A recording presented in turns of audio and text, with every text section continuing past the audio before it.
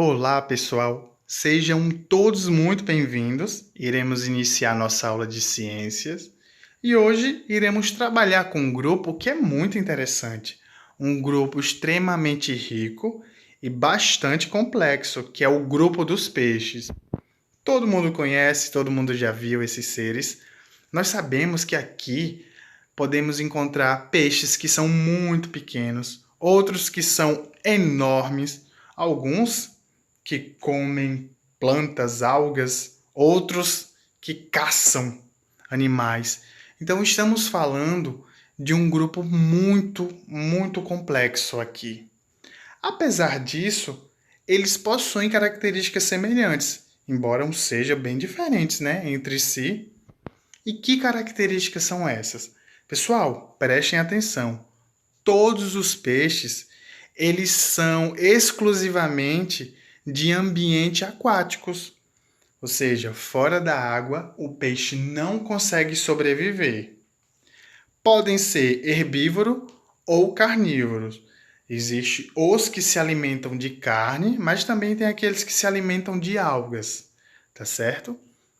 De modo geral, o corpo tem um formato hidrodinâmico. O que significa isso? Significa que o corpo do peixe, ele é feito para deslizar dentro da água.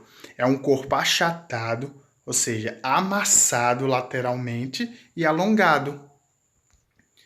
Você pode ver aqui que os peixes eles possuem boca, olho, possuem um opérculo, que é uma abertura que iremos falar mais para frente, tá certo? Escama.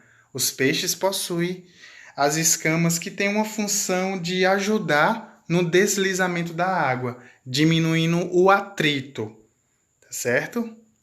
Eles possuem nadadeiras, diversas nadadeiras, para facilitar na hora da locomoção. E uma coisa muito interessante é que os peixes possuem a linha lateral. Linha lateral, professor? Sim, é um conjunto de células que formam, na verdade, uma linha, mas que ajuda o peixe a sentir o que está ao redor. Já viram o Homem-Aranha? Ele não tem aquele sentido de aranha quando o perigo está próximo. É basicamente isso. Quando o peixe está bonitinho ali, nadando, todo faceiro, e você vai tentar pegar o peixe, assim que você toca na água, ele foge, não é? Porque ele sente, através da linha lateral, a presença de tudo que está próximo. Outra característica interessante é que os peixes eles são ectotérmicos. Significa que a temperatura do seu corpo ela vai mudar de acordo com a temperatura do ambiente. Um exemplo: se a água está quente, então a temperatura do seu corpo também vai ficar quente. Se a água está fria, a temperatura do seu corpo vai ficar fria. É diferente da nossa, por exemplo. O nosso corpo, nós somos endodérmicos, então a temperatura do nosso corpo, ela não vai ser modificada, não vai mudar de acordo com a temperatura do ambiente. Se tiver frio, o nosso corpo vai continuar quente. Se tiver quente, nosso corpo vai continuar quente, só que vai diminuir só um pouquinho a temperatura para a gente não morrer, não é? Mas vocês entenderam a diferença. Uma outra coisa muito interessante é que os peixes, eles possuem brânquias. Todos os peixes possuem, tá? O que são essas brânquias? Vocês podem ver aí a setinha, onde mostra essa estrutura vermelha. As brânquias, pessoal, é basicamente o pulmão do peixe. É por aqui onde ele vai respirar, onde ele vai fazer as trocas gasosas, tá? E mais ao lado você está vendo um OP, que significa opérculo. Opérculo é a tampinha das brânquias, é o que protege as brânquias de ressecar ou de sofrer algum dano interno. Pessoal, uma coisa muito interessante é sobre a circulação sanguínea dos peixes. Então, os peixes, eles possuem um coração com duas cavidades, vocês estão vendo aí, olhem direito a foto. Um átrio e um ventrículo. Quando se contrai, o coração manda sangue cheio de gás carbônico para as brânquias.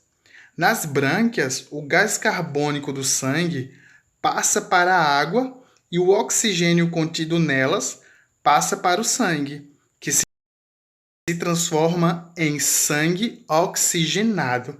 Interessante, né? O sangue oxigenado é levado para todo o corpo, deixando o oxigênio nas células e recebendo delas o gás carbônico. Esse sangue, rico em gás carbônico, volta ao coração para ser assim que funciona a circulação dos peixes.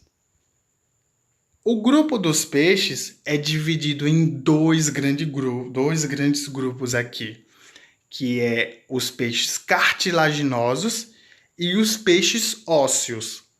Primeiro grupo, o cartilaginoso, ele é formado por diversos peixes, mas os principais aqui que vocês conhecem é a arraia e o tubarão.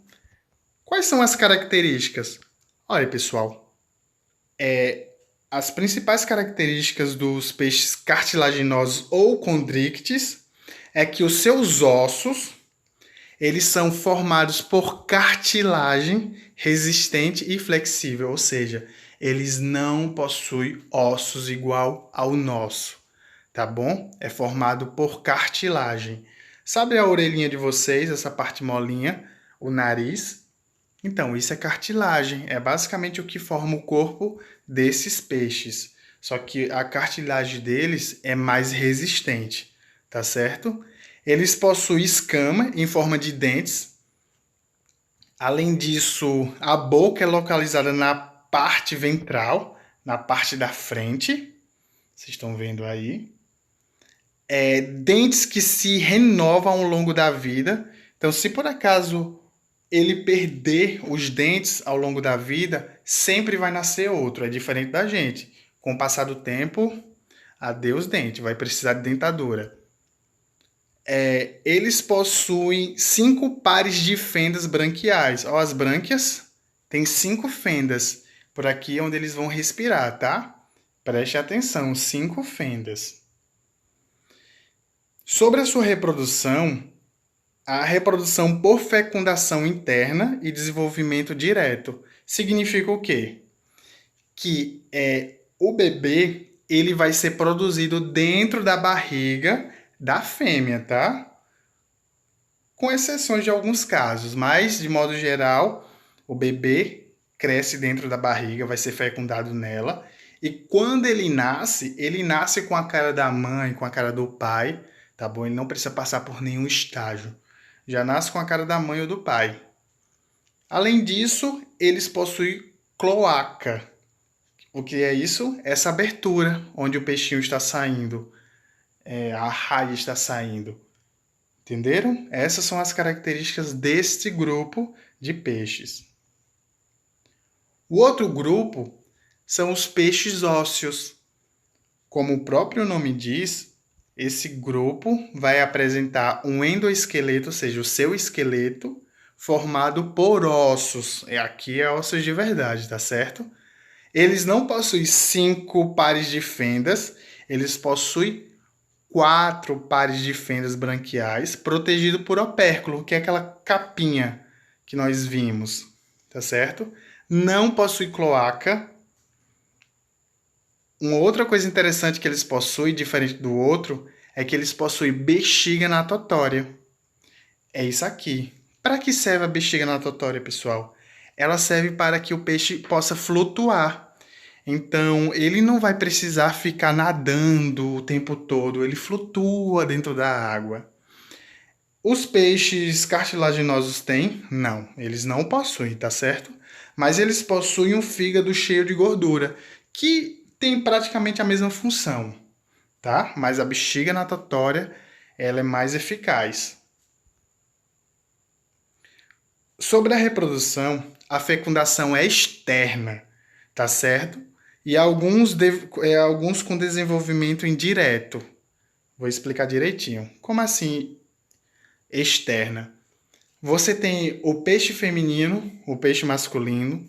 Eles se encontram e eles liberam a fêmea os seus óvulos, o macho os seus espermas. O esperma e o óvulo vão se encontrar fora do peixe, dentro da água, e vão se juntar. E aqui ocorre a fecundação, que vai dar origem a um ovo, que mais para frente vai dar origem ao filhote. E esse filhote é um desenvolvimento indireto, pessoal, porque ele não nasce com a cara do pai. Então, o filho não vai nascer com a cara do pai ou da mãe. Vai nascer em forma de larva, que são chamados de alevinos. E com o passar do tempo, eles vão ganhando a forma dos adultos, tá? Dos pais. Enfim. Uma curiosidade bem interessante é que se você se aprofundar dentro da água, você vai encontrar alguns peixes que não conhecem a luz do sol. É um local tão profundo que a luz solar ela não consegue entrar. E nós temos os peixes abissais, que são peixes bem assustadores. Eles possuem estruturas bem sinistras mesmo. A maioria são cegos, tá? Então aqui eles não conseguem enxergar, até porque é totalmente escuro o local onde eles estão. E a sua aparência é muito assustadora. Mas de modo geral, são peixes bem interessantes. Pessoal, foi um prazer estar com vocês. Um abraço, se cuidem e até a próxima aula. Beijão!